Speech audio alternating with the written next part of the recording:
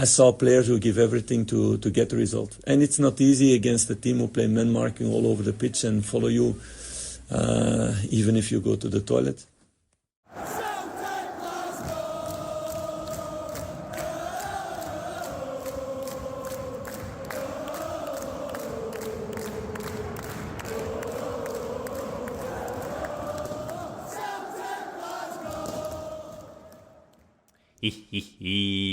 That's the noise that you can only make when you're feeling smug, Stevie.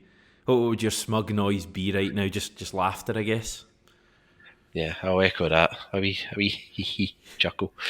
Honestly, all I can say is I owe Dundee an apology. I really wasn't familiar with their game. Oh, it's going to be a fun video. Listen, we'll get into all of the hilarity and what it means and all of that stuff. First of all, though, serious business, Stevie. We did get a comment in last week, and I think it's right that we both address it. The whole portraying Stevie badly gimmick is getting old.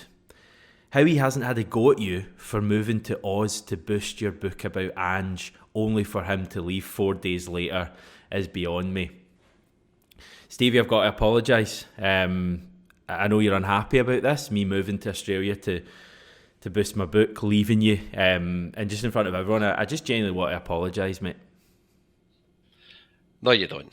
You know why I apologise for anything. I think some people do maybe not realise that. I think maybe it's a testament to some people that actually think in some way we are professionals, because we're certainly not working colleagues. We actually are mates. And I mean, before you went away and before you did all this, like, our part together was pretty cutting and extreme. So, I mean, but I would say it portrays. It looks bad for you, Hamish. So I think you should sort yourself out there. Okay, listen, we're all in a good mood. We're all friends here. I did enjoy that comment from Glasgow CSC. Just not quite, getting it. But maybe they're the ones working us, so to speak. Anyway, I just thought it was right we address that. Steve, if you do have any issues towards me, please be open and honest. I'll keep playing the victim, mate. It's all right. It reminds me of a certain manager. Very nicely done. Right, let's just chat about that briefly. So the game, just for people watching, you're obviously watching this in the morning or later. The game has just finished, about 10-15 minutes ago. We jumped straight on here. We were going to do that anyway. It just so happens that the Rangers-Dundee game, or Dundee-Rangers game, was on earlier, and it just so happens that Rangers have dropped points. I don't know, I found Sunday hilarious. I really was laughing a lot at Sunday. Dundee Rangers was also very enjoyable full time, especially. But I feel slightly different now. I feel like now it's time for Celtic to go and win this league. And there's the league table there. We're now 3 points clear. They have no games in hand. It seemed like they've had a game in hand for virtually all of the season. We've now played the same amount of games as them. We have a 3-point lead. It's the best position we've been in probably since near the start of the season. They've still got to come to Celtic Park. I think now it's kind of out of their hands to an extent. Even if they win at Celtic Park, there's a chance that it might not be good enough with the goal difference. So I think that's an important thing. But still work to be done. We're only 3 points clear. There's still 5 games to go. But it's certainly our league title to lose now. Is that fair? Definitely. I'm a very cautious Celtic fan, as you know. No, on camera, yeah. But I stood by what I said on Sunday. I think it was a real turning point, and you're right. I'm not long back from. We were out a walk tonight up the glorious Campsies, and I just had a feeling tonight against that terrible Dundee side. It just wasn't going to be a tap-in for them after Sunday. They invited so much pressure on themselves, like against Ross County, the team in 11th, and it wasn't as if Ross County, watching that game, it was a smash and grab in one of the ones. Like, remember us back in 2003 against Hearts, Austin McCann won their goal out of nothing after we dominated all second half, stuff like that. It was, a screamer of a goal, and it looked Ross County legitimately outperformed them, created more chances, and if anything, they deserve to win that by more than 3-2. So they invited so much pressure on themselves. And when I look at certain players in that team, I will concede Rangers, I do think, have a handful of decent players, but the old guard, so to speak, Tavernier, Goldson, Lundstrom, those three. And when you look at what they've overseen against a Celtic side, a double and then a treble, and just Tavernier's watched the Celtic side lift so much silverware. It's almost pitiful and embarrassing levels for him. Great for us. When you've got characters like that who historically do fold under pressure, it's really questionable when it comes to playing in a make or break game like that, and that's why it's so important to have genuine winners in your team. Like I'll remember, Hamish, the title race 07-08. We get beat 1-0 off Motherwell, 5th of April 2008, and after that, 7 games left to go. We reacted with a 4-1 win over Motherwell at Fir Park, and then we followed it up with 2 big wins over Rangers, a tight win over Aberdeen, and then we get round out wins against Motherwell, Hibs, and then of course Dundee United. And that is because, say what you want about the quality of those Celtic sides overall, but it harks back to what I was saying about why I do believe that this Celtic side will come out as winners, because the previous Celtic sides to 07-08 had players there that had got them over the line, had won a double, in the first season under Strachan, 06-07, they got over the line. Wasn't pretty, but they did it. And this Celtic team now, again, is full of winners. I've already said the spine over them. We've won a treble, and it bodes well for getting into the last 5 games. I would rather be in the position we've got with genuine winners in a team that have done it season after season and we know their quality, as opposed to guys that have just done it now and again but have oversaw our rivals just lift title after title. I would hate to be in that position where I was relying on players like that for Celtic, getting us through 5 really difficult games. And after seeing that tonight and seeing that on Sunday, I think as well it'll just lift our players.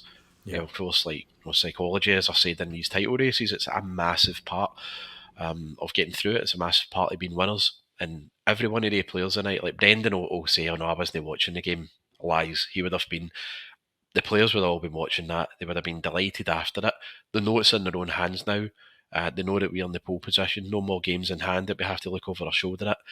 It's now up to us. And I do believe the players, this group of players we've got, they've got the quality and they will relish the responsibility to just get us over the line. So you've seen doom and gloom me for the past few months, and you're right, I've not been happy at a lot of this season. I've been critical, but I think it's just time to forget all that, ignore everything that's happened up to now, and just full steam ahead, get right behind the players, right behind this manager, and get this title won. And I honestly believe, unless there's any freak disasters, I think we'll do it. Yeah, you do kind of have to pinch yourself a little bit. I mean, prior to going to Ibrox 10 days or so ago, only 10 days or so ago, it was almost about Celtic not losing the league that day. Had Rangers won, I think they would have gone ahead of us and had 2 games in hand. We're now at a situation where they've played the same amount of games, they've had those games in hand, and they're 3 points behind us. Imagine we'd held on at Ibrox. I mean, the league would effectively have been over at this stage. I think we'd be 6 clear. But I think you make a lot of good points there. It's nothing new that Rangers are crumbling under this pressure. We saw that again at Dundee. I mean, they were really, really poor. But that's happened, how many years with these players you've spoken about after Christmas. This year it's just come a bit later. And pretty much every season, apart from one when everything just went wrong at Celtic and football wasn't even really football that season. Apart from that season, every year recently, Celtic have come good when it's mattered. And I think we're seeing evidence of that again. I think the weekend, we can talk about that. We will return, by the way, to Philippe Clement, maybe, because I'm going to keep an eye on his post-match comments, see if we get a wee meltdown. So we'll maybe do that at the end. But if we go to Celtic, the weekend, it's just signs that even when we're not playing great, like in that first half, there's an ability of the team to come out and not to panic in the second half and to get the goals like we did at Livingston. And I think that's in stark contrast to what you see from Rangers. The team just kind of believe in what they're doing, and there's no panic there, is there? No, I think the only thing you could, watching Rangers tonight, and you could see, if that was I go back to Celtic against Dundee, who I firmly believe Dundee, despite that tonight, are a really bad team. One of the weakest teams to ever make the top 6 in the Premier. Now, I remember when Celtic played Dundee in Boxing Day, it was 0-0 at half time, but we created tons of chances. We took them apart. It was just really bad finishing from Palma and dives in Idah that really stopped that being 3-0 at half time. But we continued to play the same way. We got a fortunate goal through Bernardo, and then of course we won that game 3-0 in the end. But I don't think there was any doubts really. You compare that to the Rangers tonight, 0-0 at half time. Dundee had the better chances, and the bigger players. That's a game for them to drag the others. That's one for your senior players to step up and drag them and get them over the line. They didn't want any responsibility tonight for what I saw. I just can't imagine that the bigger players in Celtic's team, in a must-win game like that tonight, just been totally terrified of getting the ball, mate. So massive differences there. And of course, I think I've got to remember, I'm slagging off Dundee. We've got to go there in the first game after the game at Hampden. Now, again, they'll get a lot of confidence for that, and there's every chance. Yeah, I mean, I'd like to think not, but I mean, there'll be no pressure on Dundee. Tons on us, and it's about us turning up. But I honestly believe if we are professional and the big players step up, it should not be seen a level of performance or result that we saw for Rangers tonight. The pitch looked all right as well at Dens Park, much better than I was expecting. I know there was a couple of kind of dodgy areas. There was one in the goal Dundee were shooting into in the second half, but I thought in general it looked a lot better than I was expecting, and maybe with another 10 days of good weather in the sunniest city in Scotland, as we're routinely told, things should be good. The split fixtures came out the other day. What did you make of them? Was there anything in particular that took your fancy, or anything in particular now after events at Dens Park that takes your fancy? Well, again, I'm going to ask you this question because you are very tuned up, clued up when it comes to looking far ahead of what potential results might mean and everything. I know you are that way, but that result tonight, and if the Rangers need to drop, points in just one more game, and as long as we win our next two, we could clinch the league against them at Celtic Park. Is that right? Yes, because if we win our next two matches... I put my faith in you because you are very good with us. Yeah, if we win our next two matches, we'll be on 84 points. And say they were to take 4 points from their next two matches, they'd be on 79.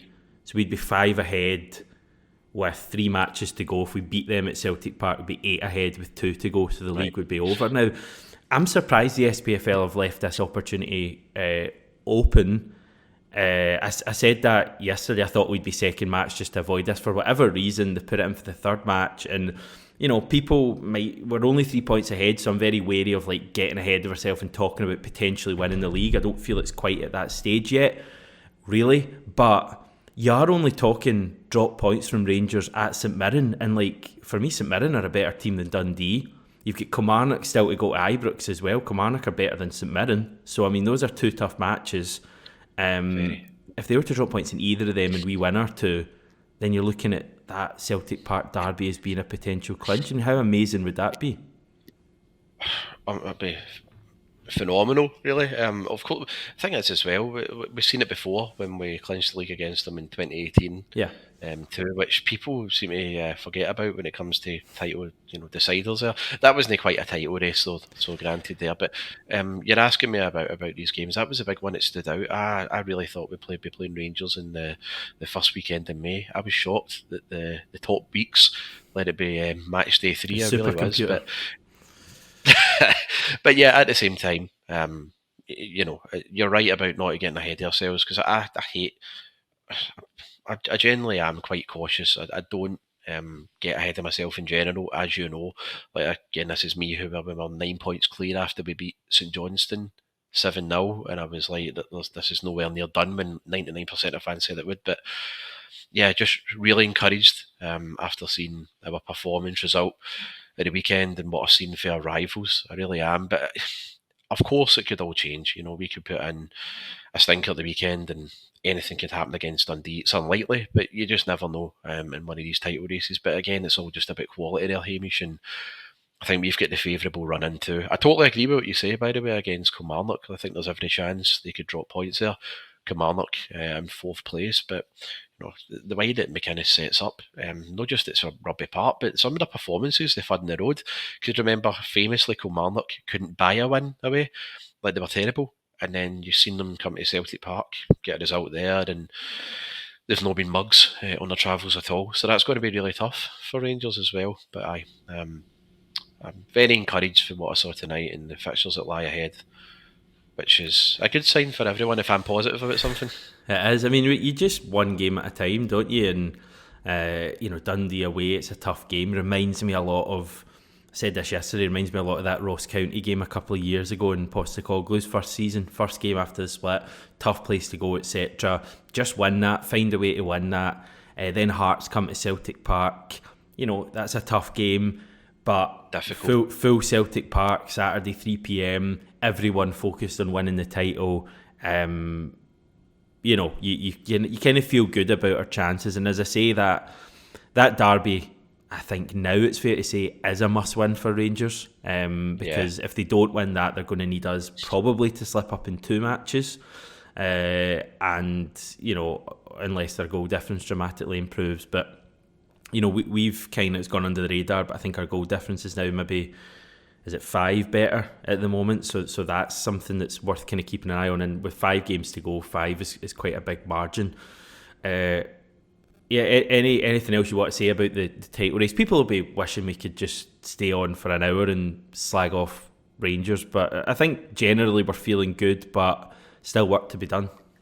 Yeah, feeling really good about it. It was massive bonus on Sunday, bigger bonus tonight. Honestly, they're just 2 games that you really expect Rangers to get 6 points in, and that, as I said, it's their old girls and their senior players massively letting them down. Whereas you compare what our senior players and our old guard are like, they always find a way to win, even when they've been nowhere near their best. And I do expect there'll be a hiccup along the way in the next 5 games. I don't think we'll win all 5 games coming up. I'm going to say right now, I don't think we'll win all 5. Won't be 100%.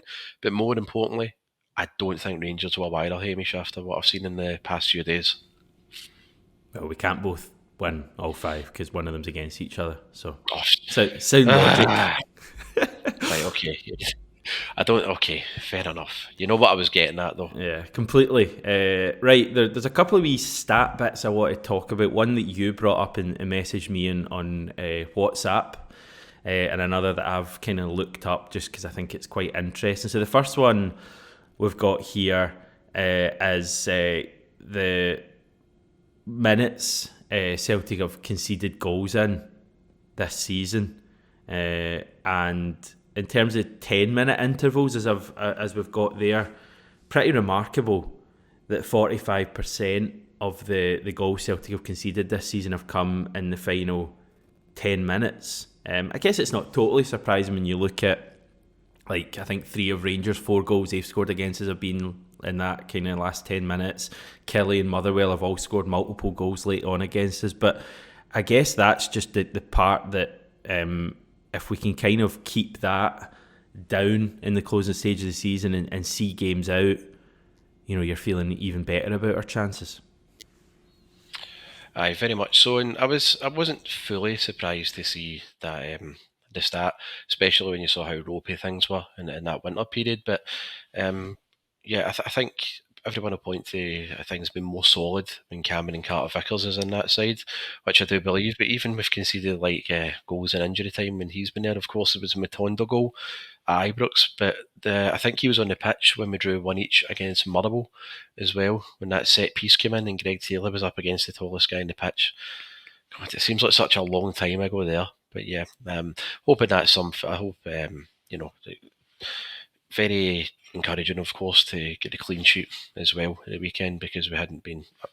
I know we kept 1 against Livingston as well, but generally at Celtic Park we've been prone to conceding a daft goal here or there. But hoping for this run-in, we can get back to making Celtic Park a fortress for us, where other teams will be hating visiting. That is my main one, and I'm hoping to see a real massive atmosphere, the fans getting right behind the team, and just real belief in the team again, and that radiating onto the fans as well, where we're not so panicky whenever other team's in a half or there's a corner or free kick, that you actually do trust the team to deal with it. And that will pick up as it goes. But it's really imperative. I know we've got the game this weekend, but really imperative as well that we get off to a right good start against Dundee as well there, Hamish, just to get everybody all on side again for this run in the league. Just wanted to bring that one up. The other one, and this is going to turn into a quiz question for you, Stevie. So the four kind of main forwards we've had over the past 2.5, nearly 3 seasons: Adam Idah, Hyeongyu Oh, Georgios Giacomakis, and of course Kyogo Furuhashi. In terms of their goals per minute record, try and rank them from the best to the worst. Is this a surprise question? Not particularly. I mean, I'll give you a clue and say that obviously for someone like Kyogo playing a lot more, his numbers are kind of harder to keep I'm going to say I'm going to say Idah is the best. Spot on. I was going to I was going to say Gigi there, but I thought Idah. I think it's 7 and 12, isn't it? Yeah, so Idah's got a goal every 83 minutes so far for Celtic. Giacomakis every 97 minutes he managed. Oh, every 109 minutes. And Kyogo every 118 minutes. As you can see on screen, I mean, Kyogo has like almost double the minutes of those three added together. So it's no surprise, 126 appearances, 107 starts, 70 goals. Giacomakis, 26 goals and 22 starts. Oh, 12 goals and only 6 starts. Oh has only started 6 matches for Celtic, and Idah's already started 6 and he has 7 goals. So I just thought it was interesting just to compare. I guess some of O's goals have come maybe in matches that were already out of sight, but equally he hasn't seen that much game time. We've already seen Idah for almost half as long as O, and O's been at the club a year longer. Sorry. Not very quickly on the O point, although I do agree that he scored a lot of goals when games have been won. Very crucial one against St Mirren, of course, earlier in the season. But remember last season, the Hibs, that header, one of the best I've seen. So that was all I wanted to say. Basically, my kind of thing I'm getting at here, and I didn't do this with any idea of what the results would be. I think it's a bit early to give up an O. And I'm not saying anyone at Celtic's given up an O, and I know some supporters feel that he's probably not going to get opportunities. And listen, that may be fair when Kyogo and Idah are in front of him. We've barely seen O recently. But I think there's something there. I mean, he scored 12 goals for us in 6 starts. I don't want to see us sell O permanently in the summer. I want to see him loaned out to a team next season to really see what we've got, because I think O with a run in the team could be a big player for Celtic. Whether he gets that opportunity or not, I don't know. I want us to sign Idah. I think Idah's been brilliant for Celtic. Was that a debate you were having in GigPod about Idah and the price you would pay? It was, yeah. I think Norwich are just going to ask for really silly money. And look, to an extent, it's not my money, but obviously we invest in the team, so then you can turn and say, it is. Look, if Celtic are going to break the bank tabloid part of there, then they have to get it right. Is he a player that would be able to do it, take us up to the next level in the Champions League? Personally, I have my doubts, but at the same time, he scored some very important goals. So, look, if he was to sign permanently and he was to be making an impact and as a goal in Europe, then I would get behind him. I think we're a long way from the outcome of that now, though. But yeah, I think Idah looks settled here and he looks happy here and everything. But it's all really down to Norwich, isn't it? Like those teams down in the English Championship, they're not mugs. They'll know right away that he scored a really important goal for Celtic in one of the few games that matters that they actually watch up here. And they'll be saying right away, oh, well, that's added money onto him. He wasn't doing it for us, but I'm sure there'll be another team out there that will be willing to pay way more than Celtic. Well, it doesn't matter if he does settled or he's happy or wants to move here. If another team come in, say like a Leeds or an Ipswich or something next season, if they don't make it up to the Premier, they'll be able to just go like that, right, we'll give you 10 million more than what Celtic are offering, and Norwich will just go, aye, that's fine, we'll take that every day. I get that. I think Idah wants to be at Celtic, and if it's 6-7 million, people might look at that and think that's a huge fee. Is it really these days? Maybe for a club like Celtic it's still a lot of money, but I mean, I think you'd be getting a proven player. I think he's proven that already. I mean, I take your point about the Champions League. I don't know, I get a feeling he could be the kind of guy that will rise to the occasion. He's risen to the occasion in everything he's done so far. I mean, I personally, when he signed, I had my doubts over whether he would be able to contribute. Certainly contribute in a match like a derby at Ibrox against 50,000 of them. But he did it right when we were at the weakest point in the game. We just conceded. He was the one, along with Bernardo, that stood up. I just think the guy is kind of rising to every challenge, and he's only 23. I think there's huge potential in him. He'd be a signing for me. You could look at the Mikey Johnson situation as well, and potentially are we about to get some money there that we weren't expecting from West Brom? Because that money that could go towards Idah, Jeremy Frimpong possibly leaving in the summer. I don't know if that's how the club think, or I don't know if they're more likely just to bank it and claim that Idah costs too much. But for me, Idah is getting to the stage now where he's almost a must signing. I don't think there'd be any risk with signing Idah, and I think Idah for 6-7 million, I think he's proven already that he can offer something. You got to remember as well, we've only really been playing a game a week so far when Idah's been there. The start of next season, we're going to have a couple more European games. We know that, either in the Champions League or the Europa League. He's going to have midweek matches, League Cup games where he can play more as well. I think signing Idah is a big thing. So what's your striking setup for next summer? You're obviously Kyogo's staying. You want to sign Idah ideally. What are you doing with O, and are you looking at another striker on top of that? I think you're looking for someone with quality that will be able to... Ideally, in an ideal world, you're signing somebody who's better than Furuhashi and somebody that will push him and Idah to improve. But I don't think that will do that. I think whoever Furuhashi will be our main striker again next season. But I agree with what you say about loaning out O. I wouldn't just write him off completely, but I would definitely loan him out. And you're looking to bring in somebody else who's certainly even got a wee bit more experience, and somebody that Idah can learn from, and even Furuhashi as well in that respect, Hamish. Right, very good. We'll move on just to the Aberdeen game this weekend. Here's the last 10 at Hampden against Aberdeen. Another quiz question, in fact, before we put that on screen, Stevie. When was the last time Aberdeen beat Celtic at Hampden? I think it was a semi-final in 1993 at Hampden. Oh, 92? 93. 93. 92 it was, Stevie. Come on. 92. Everyone knew that. I was speaking to Rizzo about it today, because I just keep thinking, when I look back, I was looking back at my on my phone of games against Aberdeen, and it's just win, and yeah, you know what I mean, to the point where I was like, when did they last beat us? We both learned it was 1992. Yeah. Obviously, a lot of them have come recently. I think 5 of them are since 2016 when Brendan Rodgers came. 3 of them finals, 2 League Cup finals. Obviously, the Tom Rogic Scottish Cup final.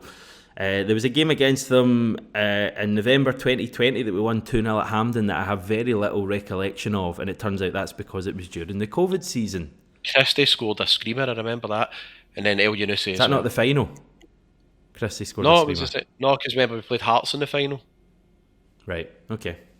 I struggle to remember that season at all. But 2-0 that day. Apparently we beat Aberdeen. We've also had a Scottish Cup semi-final that I do remember the season prior. I remember James Forrest scoring an absolute belter that day.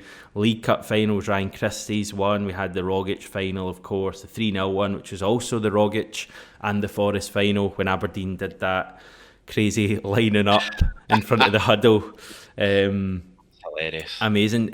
What's your favourite Hampden memories against Aberdeen? It might be an obvious question. Rogic?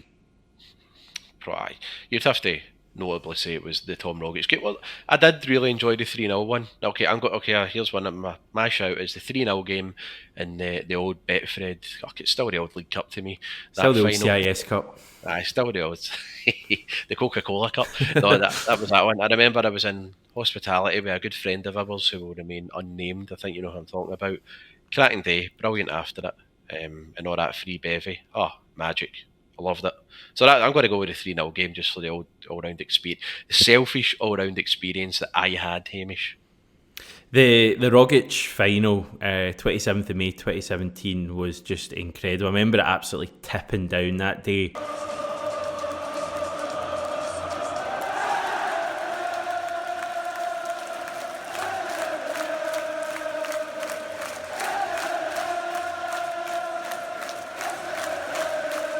See, alongside beating Barcelona and probably the 3-0 against Rangers in Ange's first season, those are probably my 3 Celtic games that I've been at.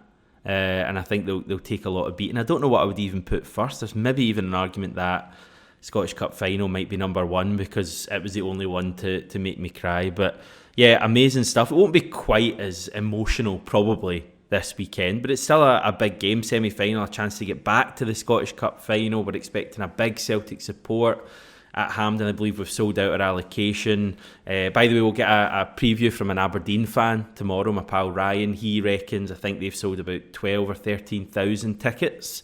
So still a healthy number in there. Any worries for Saturday lunchtime, Stevie? Cup one-off games. I know it's a cliche, and to be fair, Celtic, in the last 10 years at Hampden, after some horror shows under Neil Lennon, Hampden is no longer a haunting ground. It's more a happy hunting ground for us. And I know, Keith Jackson, I'm coming for your joke. Yeah, no, but I think it's true. It's one-off games. If we take our eye off the ball, we're up against a team that their season is pretty much done. I think they'll be safe for relegation generally, but their fans won't be interested in bottom 6 games. It's a complete and utter failure for them so far. So this will be everything for them. They'll be putting everything into this one game. You remember they ran Rangers very, very close in November in that final of the old Coca-Cola Cup, of course. And yeah, I think obviously we can't be complacent. It's one of these games that if we turn up, as I said, if we are near lazy and put in a half-assed performance, we should have enough to do the business against us, because I think Aberdeen have been massively underwhelming. Don't know if their new manager will be there. Maybe a wee bit of a boost for them, because I think they've got a new guy in now, haven't they? So he's at Hampden. You know what new managers are like when they turn up at Hampden. Like when Rangers get beat 3-1 off Hibs. Oh no, wait a minute. With Gio Van Bronckhorst. No, I'm pretty confident for it. I'm not getting into the game worried. I'm looking forward to it. Large Celtic crowd will be there for that. I think Aberdeen, the fact that they've held back so many of their tickets, speaks volumes about how their fans are feeling about it. Very, very poor form. And as I said, Celtic generally are big dogs at Hampden. Hopefully, continues to be the case. But yeah, I'm very, very confident getting into it. And as I say, after the last couple of games we've watched with our rivals, I think everybody will be in pretty buoyant mood. It doesn't change anything from our perspective anyway in that respect. Even if they did win the games, we'd be getting up for it, but there'll be even more energy, I think, in amongst the Celtic fans at Hampden in the last couple of days after that, Hamish. I think it's alright to admit that though as well, that like you get a boost when your rivals are struggling. Like any team does that, no more so than in Glasgow. So I think you're right. I think the atmosphere will be really good. It's interesting they've not gone for the 5:30 kickoff that they've done quite a lot recently for these kind of Celtic semi-finals. For some reason they've gone for 12:30 lunchtime. By the way, I think that manager's current team Elfsborg are playing this weekend, so I'd kind of assume he won't be at Hampden, but you never know. Bojan Miovski, probably the danger man. I think he's only got 1 goal in his last 10 though, but he's quite a big game player. Yeah. He scored a couple against us this season. He scored a couple against Rangers, big European ones as well. So he's one that Mike Naropsky, especially if he plays, has to keep an eye on, because he kind of got a bit of a torrid time, didn't he, in January? Good player, and I believe this will be his last season for Aberdeen. I don't think he'll be hanging around at the age of 24 with big clubs after him in the summer. I think his head will be elsewhere generally, but maybe a chance for him to end his career in a high. So I agree with that. He scored the goal two against us at Pittodrie, bullied Goldson at Ibrox, and he scored the goal to take them to that final as well against Hibs when they were down to 10 men. So yeah, he's a cracking player. I think he is far better than Aberdeen's level, and bit of a relief that we won't be hopefully up against them next season and that, but we've got to do the business against them on Saturday. He's a good player, and as long as we've got CCV there, I'm pretty confident in him putting the blocks on him for that one, Hamish. Big call then, no Dyson Maida. Yang played there against St Mirren. I thought he struggled, to be honest. You've also got Lewis Palma there, James Forrest there. Who do you reckon gets the jersey from the start? I've heard a few people mentioning James Forrest, and I don't think it's a completely left field shout. Well, literally is, because he's going to be in that area of the pitch, but you know what I mean. I'm torn between Palma and Yang. I think there's a massive exaggeration about how poor Palma is. I don't think he's a bad player. He contributes for Celtic, and you know he's already seen with his numbers what he's capable of. But I just feel as well we're just a wee bit slower when Palma's in the team. Not as dynamic with him. I think he'd be better as an impact player. Just like Forrest for this, I think we've got to really take the game to Aberdeen, dominating their half of the pitch and get right up the field quickly, because their full-backs are really poor, and I think he'll persist with Yang. I know he didn't have the best of games, and I criticise him for his performance against St Mirren, but I think Brendan will have faith in Yang. I think he should have, but yeah, really don't know who he's going to go with in the end. I wouldn't be shocked if it was Palma. I would be shocked if it was Forrest, but I would think he'll persevere with Yang and try and give him another chance to make up for what was a pretty poor performance against St Mirren. I think it could be any of the three of them. I think Kuhn will have that right hand side kind of nailed down. He wasn't great at the weekend either. I thought he was better than Yang though, but I think that left side could be any of them. I wouldn't actually be surprised if it was Forrest. I wouldn't be surprised if it was Palma, and I wouldn't be surprised if it was Yang. I think those are the only options. I know people will want to mention Kyogo. Nonsense for me. Kyogo is a forward. We need to keep him as a forward. That's where he's best. And I think I think we'll be fine this weekend if we go in with that right attitude and hopefully get through to a cup final. Are there any concerns about this weekend? What gives you the fear? My iPhone storage, got to get that sorted out for after Hampden for you. That was a shock. That was the worst performance of the weekend, I would say. Terrible for me, really bad. So, there you go. Being all bullish, saying that I don't think there'll be any on-field concerns in this weekend for me. It's more about off-field and make sure I've got enough storage to do a wee video after the game for you. There you go. Very bullish for me here. Excellent. What's your plans for Saturday? It's an early kick-off, so you're kind of limited, aren't you? I think... Do you know what? I've not even thought about it. You're putting me in the spot. No, I've not thought. Do you know where's quite a wee underrated shout though for any Celtic fans watching it? Want to partake in a humble bevy before the game? The old Smitty. That's good. That's quite good. A lot of people go to the Beechwood, they go to the Clockwork, but it's absolutely stowed. The service is crap and it's not really that good. But if you walk along a wee bit further, to go to Cathcart, Sims Hill area, 15-minute walk for Hampden, the old Smitty. Absolutely beautiful, don't worry about that.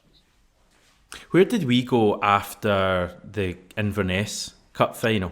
Well, what do you mean when everybody left and you're sitting editing for when I was watching it, that one? And we went to the Clockwork, but it used to be a pub, right, and now it's turned into a more restaurant pub. And okay, but that's kind of Rangers end, isn't it? Am I right in saying that?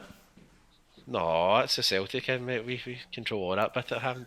Yes, it's the Rangers end, yes, but it's down in near the Mount Florida area. Yeah, because I enjoyed that. I just remember us sitting down that day and just kind of having a drink. I think we were both knackered at that stage, but it was just a case of like, what a season. Anyway, people don't really care about that. Anything else, Stevie, before we head off? Oh, we've still got Clermont to come. Oh. You can go first though if you want. No, as you say, I don't think anybody tunes in to hear anything I've got to say at this stage for over half an hour. So please lead the way with a manager that definitely doesn't crack under pressure and say daft things. Now, the headline from the Daily Record, admittedly, is saying that he's branded Dundee lucky. Although I've actually had a wee kind of look at the comments, and I think he basically said that a part of the result was luck. So I don't know if he's necessarily said Rangers are lucky, but he's apparently been a wee bit critical of the fans. He says, I don't speak about favourites. I didn't do it a few weeks ago. I won't do it now. If we win all the games, we still have our fate in our hands. Now we have to put those things aside, and we have a big cup game on Sunday. All the focus is on that. So, he's crumbling under the pressure. Can I just say, see when Celtic beat 1-0 in 2008 off Motherwell, and we thought the league was done, the atmosphere around the ground, was total poison. Remember that game, people were furious, and like stewards and all that, having to hold people back. People were so angry after that. And can you imagine Stratton came out going, I don't know what they're all booing for. These players have done brilliant for us, and you just can't criticise them. No, what happened was the players actually got their act together, and they went on a 7-game winning run, and they beat Rangers twice, and they went home and delivered the title. So I don't buy any of that for Clement at all there. I think, can't believe I'm saying this, genuinely, I think Rangers fans do have a case there if they're booing the team and criticising them after that performance. For what I watched in the second half, Dundee were the better team. Dundee had better chances to score, and in the first half just went by the post as well. So no, I'm not buying that whatsoever there, Hamish. I think their fans have got every right to criticise him, and he's talking absolute crap. Wonderful stuff. Wonderful. I know you'll all be enjoying it. Let us know your thoughts in the comments on the state of the title race, and obviously looking ahead to the big game at Hampden this Saturday. We have got the ambitious target of getting to 10,000 subscribers by the end of the season. It's extremely ambitious, but we're already at like 5,500, and we only crossed the 5,000 mark like on Friday, so we're going very quickly. So yeah, please celebrate how wonderful things are by subscribing to the channel right now as we go for 10k. Stevie will catch back up with you next week. We'll hear from you on Monday's video from Hampden. Enjoy your weekend. Hopefully it's a good result. And check GigPod out as well. There's a link in the description. Thanks everyone. Speak to you soon.